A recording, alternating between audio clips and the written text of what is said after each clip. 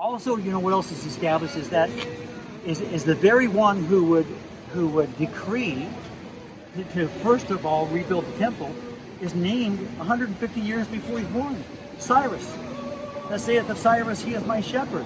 He shall perform all my pleasure. Even saying to Jerusalem, thou shalt be built. To the temple thy foundation shall be laid. So here's the first king that came in. That was a popular name at the time. This is 150 years before he was born. So he could, yeah, but how did I actually still don't see where it's specific in its time and date. Okay, this basically told you there's a decree maybe that's going I for could it. maybe just give a little background, and they may know it. I don't know. Yeah. Maybe just a little background on world history. Yeah. That's not really debated. I mean, it's set world history. Maybe just a little background, and then go into it might be helpful for all of us, So including me. what you have is Israel has finally come to that place where God says, you continue to rebel against me, you continue to do this as a nation, then there's going to be these consequences. And he told them that the king of Babylon would come and gave this decree, what would happen. The king of Babylon would come and and you can read all about it in the book of Jeremiah where that finally comes to pass. Read also about it in Isaiah. The prophets that spoke before it happened, when they finally decided, no, we're going to do what we want anyway, that's what happened. And then God actually gave the specific amount of time that they would be there. Read about that in Jeremiah. It would be exactly 70 years. Well, whatever the case, it was 70 years. And what if it was 80 years? You could throw this in the trash.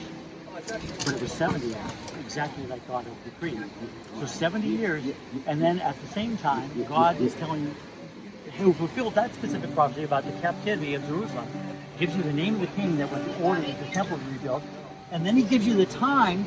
Now, see, what you've done is you've established the integrity of God on a very specific level, and so that's why you can trust him as a Jewish person. It's still not specific within this prophecy. Well, here's what makes it specific. Well, it doesn't give.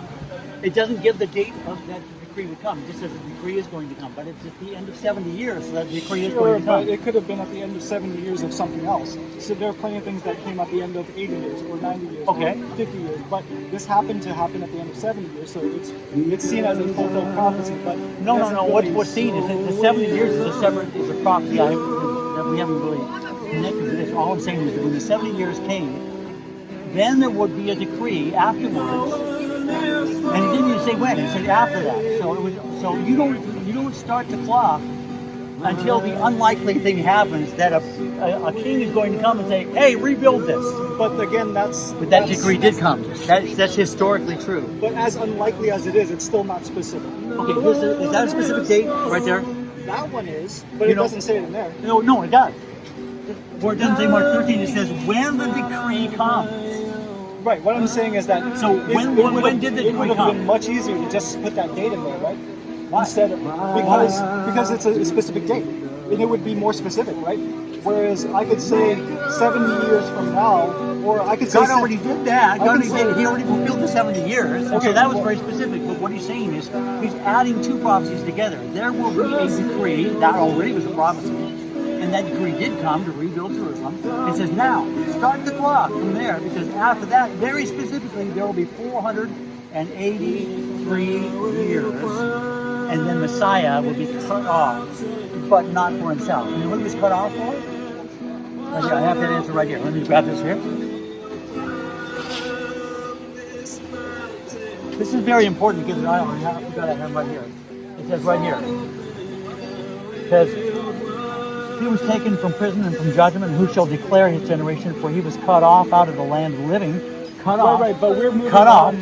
No, that's what we're talking about. He was cut off. Cut off out of the land of the living, for the transgression of my people was he stricken.